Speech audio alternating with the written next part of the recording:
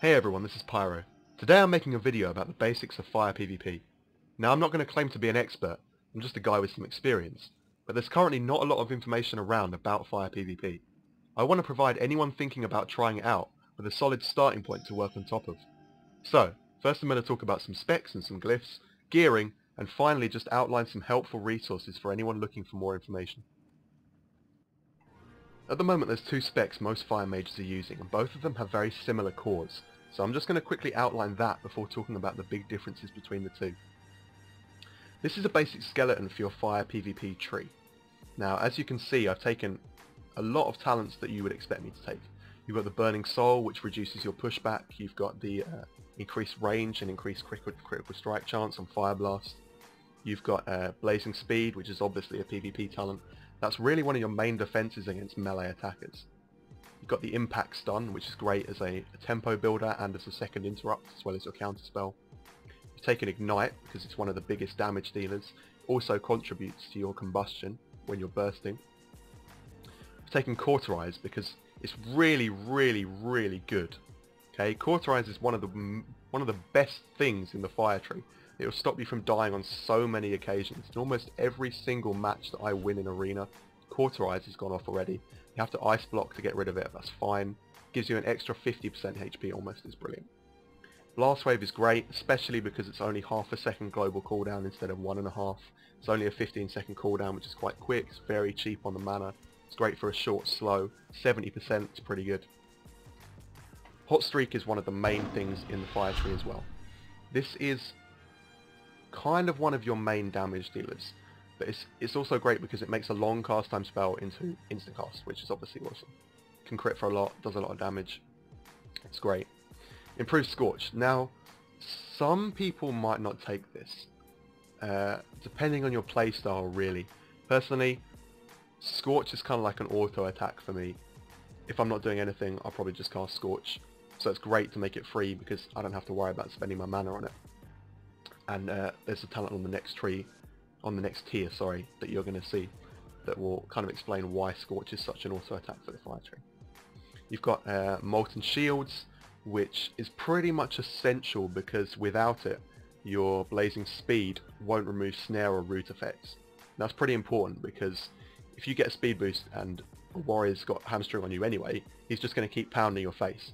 Whereas if the hamstring gets removed as soon as Blazing Speed goes off, you're going to be away, you're going to be out of his range. Brilliant. Also reduces the global cooldown on your Mage Ward by 1 second. It's pretty good. Turns a Mage Ward into a on-demand Blazing Speed against people who use Fire, Frost or Arcane abilities. It's pretty good. You want to be taking that. Combustion, is the main nuke for fire PvP. It's pretty situational because you have to line it up first, so you have all the damage over time effects. Ideally what you want to have is you want to have a living bomb up, you want to have a pyroblast dot, which is the least essential of the three things you want, but it's still pretty important. And you want to have a reasonably large ignite stack. Now, reasonably large is sort of around the sort of ignite that you'd get from a 20k crit on your target. You can do that with Fireball, with Frost Fireball, or with Pyroblast. But you want to have that definitely before you start using Combustion, because that makes it do a lot of damage. In most of our arena wins, Combustion plays a really big part, and you can see that now, just how effective it really is. You've got Improved Hot Streak. Now, back in Wrath of the Lich King, Improved Hot Streak and Hot Streak were just the same thing. It was just Improved Hot Streak was Hot Streak. But now, the way that Hot Streak works is that when you crit, you have a small chance to get a instant Pyroblast straight off the bat.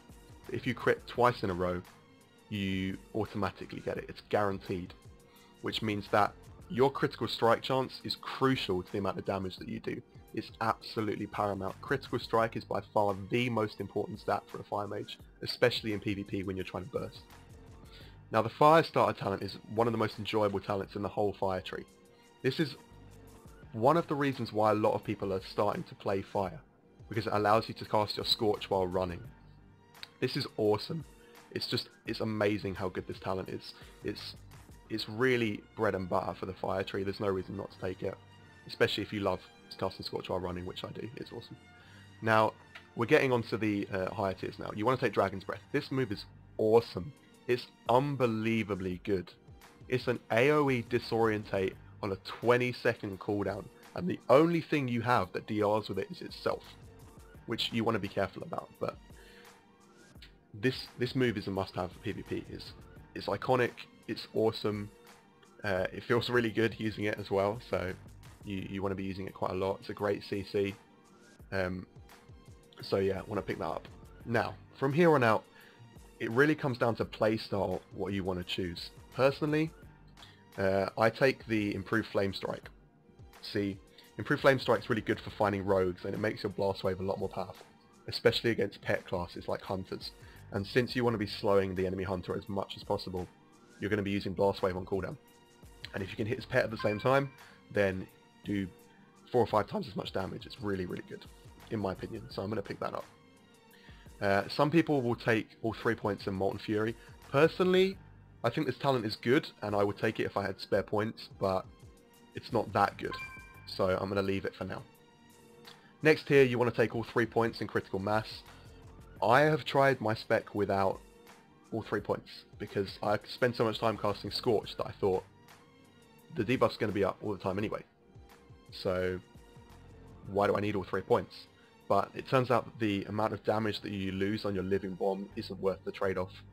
And Critical Mass is really good dispel protection against healers.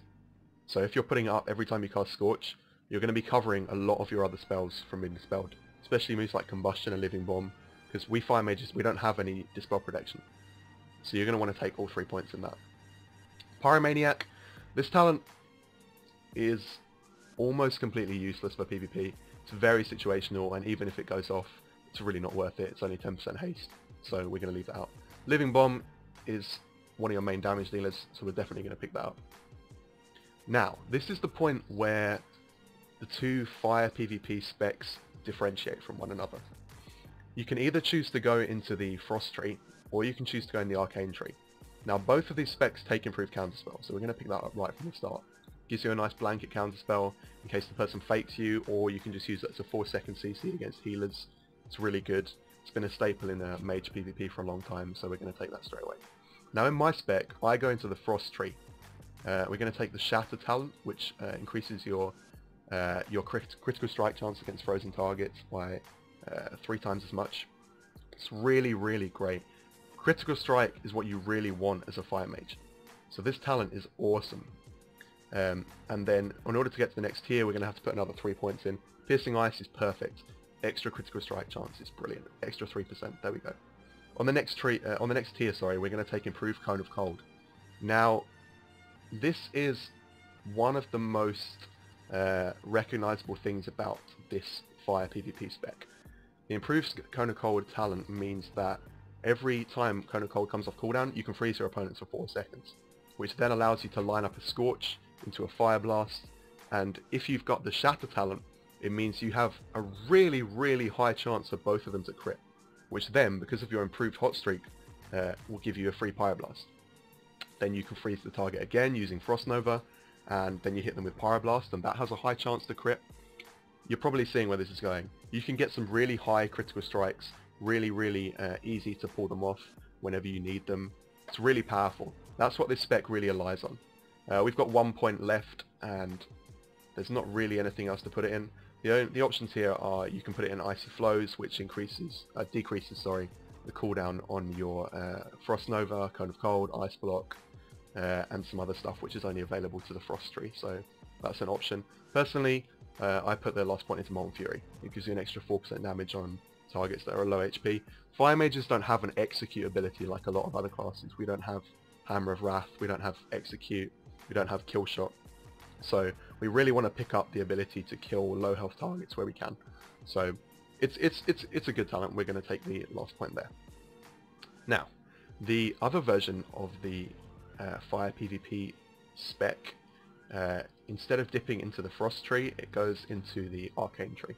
So we've already got the 2 points in Improved Counterspell. So in order to get onto the second tier, we're going to have to put another 3 points in. Now, both of these options here are pretty reasonable. Spell Haste, not that important to fire mages. It's a reasonable choice. Arcane Concentration, reduce mana cost occasionally, also a reasonable choice. It doesn't really matter which one of these you take if you're going to go down this route. But personally, I'm going to go with the Spell Haste. You know, makes it a little bit easier to get polymorphs off, etc. There's a small chance you can get an extra tick on your Living Bomb if you get your haste high enough. That's probably not going to happen yet. Not with first tier PvP gear. Maybe later in the expansion, but not now. Anyways, we're going down into the second tier. Improved Blink is really the reason why you spec into this tree. Improved Blink is really good. For the 3 seconds after you blink, you get a 70% speed bonus. If you're not being snared by anybody, this is really good, okay? Gives you a way to get away from your targets. This spec is more focused around kiting your opponents than anything else. The talents in the Frost Tree allow you to burst more effectively. This makes it a lot easier for you to kite, so it's a lot more, it's quite a lot more defensive. Good for flag carrying, I guess, but I prefer to use the Frost Tree. Now we've still got 3 talents left over. Quite a few different options that you can put them in here. You can go with Invocation, which gives you a 10% damage bonus after interrupting somebody. Pretty good, especially if you're going for the kill after you interrupt them. You can go and grab Shatter in the Frost Tree if you want to get increased critical strike chance after you Frost Nova, or you can go and get Molten Fury, which gives you an extra 8% damage on targets below 35% HP. So that's pretty much it for the spec side of Fire PvP. There is no right way to spec. You have to choose the spec that suits you best, and it's a good idea to try out both of them before you decide on one that you want to keep, because both specs suit different people. I've tried both specs. I prefer the one that I'm using, the Frost Tree, so I'm going to go ahead and click learn on that, and but ultimately it's down to you to decide which one you prefer, so go ahead and try both. Okay, the next thing I want to talk about is your glyph choices. Now, for prime glyphs, there's 4 different glyphs you want to choose from, and 2 of them are pretty much mandatory. The 2 you want to take are Glyph of Pyroblast, which increases your critical strike chance on Pyroblast by 5%. It's good. Crit, always good. And Glyph of Molten Armor, which increases your critical strike chance by 2% as long as you have Molten Armor active. It's great. It's really good. 2% extra crit. Awesome. 5% extra crit when you've got your Molten Armor up. That's what you want. The next thing that you want to choose is, for the last slot, is either Glyph of Fireball, which increases your Fireball critical strike chance by 5%, or the Glyph of Frostfire Bolt. Now I don't have Glyph of Frostfire Bolt, but that's what it does. It gives you an extra 15% damage, you get a small dot on the target, and you no longer slow with the Frostfire Bolt. In my opinion, the only reason to cast Frostfire Bolt is to slow somebody. So I wouldn't take that Glyph, because I would want to have the slow. So I'm not going to take that, I'm going to take the Glyph of Fireball instead. Glyph of Living Bomb would be good if it wasn't 3%. This Glyph is awful. I don't understand why Blizzard has left us with 3% damage increase Glyph when Moonkins get Glyph of Insect Swarm, which increases the damage by 30% on their dot. Doesn't make that much sense to me, but I'm pretty happy with the way it is, so I'm not going to complain too much. That's the prime glyphs. For major glyphs, you have quite a few different options to choose from. You've got maybe 4 or 5 different options that are pretty good. You have got Blast Wave, which increases the duration of the slowing effect by a second. You have got Glyph of Dragon's Breath, which reduces the cooldown by 3 seconds. This looks really good. Dragon's Breath on the surface, the Glyph of Dragon's Breath, looks really good, but in reality you will DR it if you take the Glyph and then use it as soon as it comes off cooldown, because it lasts for 5 seconds and the diminishing return will last for 15 seconds after the duration ends. So if you use Dragon's Breath 17 seconds after casting it, the diminishing return will still be up for the next 3 seconds. So it's only going to last half as long. Originally I had this Glyph, liked it. It's good, allows you to use it more often, so you can use it on different targets, or just use it as an interrupt instead of for the full duration. I'm not using it at the moment, I might go back to it in the future. It's always an option, it's really good. Glyph of Evocation. Now, Fire Mages don't have very much protection, so when you take damage, there's not that much you can do about it. So you want it any way that you can to get HP back is good. So this is really good. I've I've been using this since I started playing Fire PvP. It's always a good choice. I would definitely recommend it. Other options we have are Glyph of Invisibility. Now the only reason why I'm using this over Glyph of Dragon's Breath is because I always invisibility at the start of an arena game. Because I'm playing double DPS, we want to get a good opener, we want to get as much damage in as soon as possible. And invisibility really allows me to set up to do as much damage as possible or to CC an opponent. So I think this is really good. It allows you to get out of the gates a lot faster at the start of the game. Definitely recommend taking that if you're doing arena. If it suits you, if not, pick up Glyph of Dragon's Breath, always an option. The other options are Glyph of Ice Block, because we have quite a long cooldown on our Frost Nova and it's a good defensive cooldown. So if you've got it on cooldown when you Ice Block and then you need a defensive cooldown as soon as Ice Block comes off, having another Frost Nova up is always useful. I haven't tried it, but I imagine it's probably pretty useful. So it's always an option. There we go. Miners, pretty much take whatever you want. The only thing I would say don't take is Glyph of Mirror Image, because if your mirror images are casting Fireball instead of casting Frostbolt, they will do the same amount of damage, but they're not going to be slowing, which is one of the main advantages of mirror image, is that you get the slow effect from their Frostbolts. The other thing to remember with mirror image is that their damage counts as direct damage, which means that it breaks your Dragon's Breath. So if you Dragon's Breath a target and your mirror image attacks it, then Dragon's Breath gets broken. It's kind of annoying. I'm quite surprised that hasn't been changed, but it's something you really have to remember and something you really have to plan for. Everything else, take what you want really. That's Glyph of Arcane Brilliance is good if you're getting dispelled. Glyph of Conjuring is good. I've taken that because I'm stupid and sometimes I forget to make mana gems. If I find myself having to make a mana gem in the middle of an arena game, it's always good to not have to waste 12k mana in order to do that. So I have that one. The Glyph of Polymorph ones are obviously aesthetic. Slowfall, pretty good glyph to have, especially for world PvP. Means you don't have to carry around a bunch of feathers with you, because feathers, I really can't be bothered to get hold of them, so that's always pretty good. That's basically it for glyphs. The long and short of it is that there's a couple that you really want to take, and then there's quite a few where you've got room to play, and you can take whatever suits you. So just try each and every one out, take whatever suits you best. There's actually one more thing about glyphs that I forgot to mention, and that's that Glyph of Polymorph is one that I would definitely recommend taking.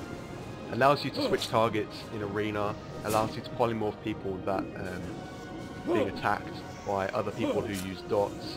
It's generally very useful, because finding yourself trying to polymorph something and realizing you can't because either you or somebody else put a dot on that target is extremely annoying, and this means you don't even have to think about that. You can just polymorph the target without thinking. It's brilliant. So I definitely recommend trying out that glyph if you haven't already.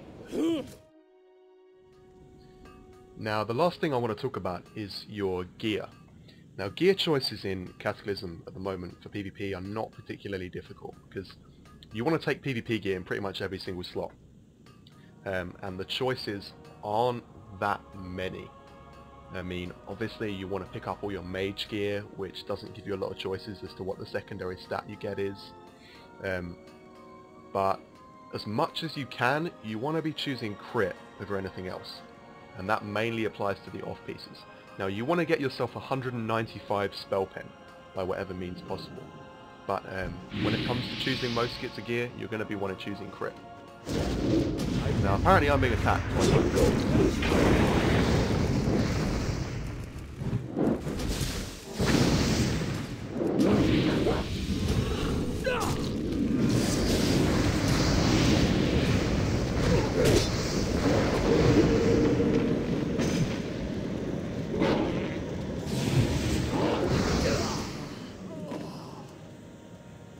Well, that didn't go very well. Like I was saying, when you possibly can, you want to pick up as much crit as you can on every single piece of gear. Now, there are a couple of exceptions, which is that you want to get at least 195 spell penetration, and you want to get at least 4% hit chance. But other than that, you really want to be stacking as much crit as possible. Now, if you can't get any crit, then you want to reforge to crit from whatever you can. And the priority after crit is to get mastery. After that, you have to take haste if you can't get anything else. Spirit, you don't need at all. If you can avoid getting spirit, then avoid it. You don't need it, and you should be able to avoid it. So it shouldn't be a problem. One thing you really want to remember as a fire mage is the number 28. And 28% is the amount of crit chance that you should really be aiming for. This is because with the Shatter talent in the Frost trait, your critical strike chance against frozen targets gets tripled, which means that in order to hit 100% crit chance on a target, you need to have 33% normally. Now, with Glyph of Fireball, Glyph of Pyroblast, and the improved Fire Blast talent, all of your spells, apart from Scorch, are going to hit 100% crit chance on a frozen target, as long as your crit chance with Molten Armor up is 28%. Now at the moment, hitting that 28% is pretty difficult, because first tier PvP gear, crit rating on that gear isn't high enough in order for you to hit 28% easily. Now even with me completely reforged and pretty much stacking crit in every gem slot, I'm still only on just under 26% crit chance. Now this is probably because as a human I'm using double trinkets, which means I don't have a PvP trinket on. Whereas if you're not a human and you do have a PvP trinket, then the PvP trinket that you use can have crit on it as well. Now if you've got the crit PvP trinket, which I have here, your crit chance is going to go up quite significantly. See, mine just went up to 27.5% just from equipping the Bloodthirsty Gladiators PvP trinket. If you've got the Vicious Gladiators one, you could easily hit 28%, especially if your other trinket has crit on it as well. My Darkmoon Card Volcano's Reforged crit gives me a little bit. It's not enough to push me up to 28%, but 28% is really what you want to be aiming for. One of the last things I want to talk about is about trinkets, because the trinket that you choose makes a big difference to the way that your character plays. So it really has to suit your playstyle. One of the best things about Cataclysm is the range of trinkets we have available to us. Straight out of Heroics you can get a Sorrow Song, which comes from the last boss in Lost City of the Tolvir, which is great for scoring killing blows. Or if you're short on hit rating, you can get a Nua's Hymnal from the first boss in Halls of Origination. Alternatively, you can get a vendor trinket, for example the Stump of Time, which comes from the Baradin Warnings Exalted. Or go for Soul Casket, which comes from the Valor Point vendor, if you've got the points. Soul Casket's really great because it allows you to time your bursts on a target when you know you're about to do a lot of damage to them. I'm currently using a Bloodthirsty Gladiators badge, which comes from the Honor Point vendor. This is really good because in the same way Soul Casket can be timed, you can time this against your opponents, and it comes with a nice chunk of resilience as well.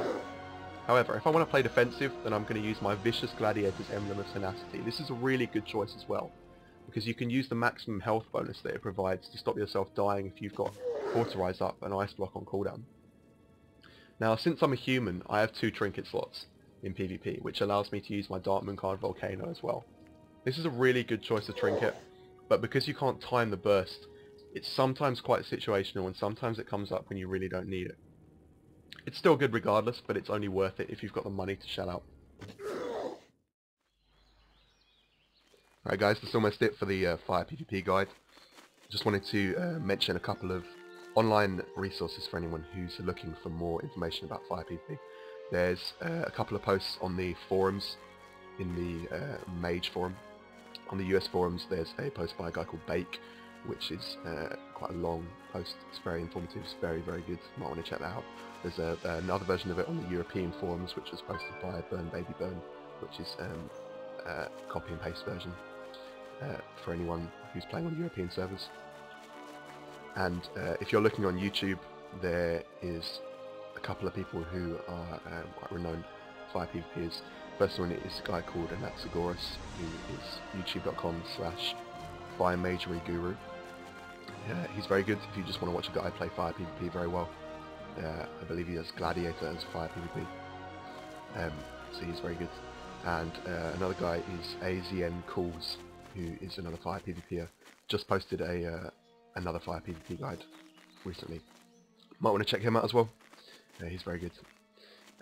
Otherwise, that's it from me. If you like this video, click the like button. It helps me out, lets me know what you like. If you didn't like it, let me know what you think could have been different. If you've got any tips or anything you wanted to add, then let me know. I'm interested to hear your thoughts. Alright, that's all from me. Until next time, I'm out.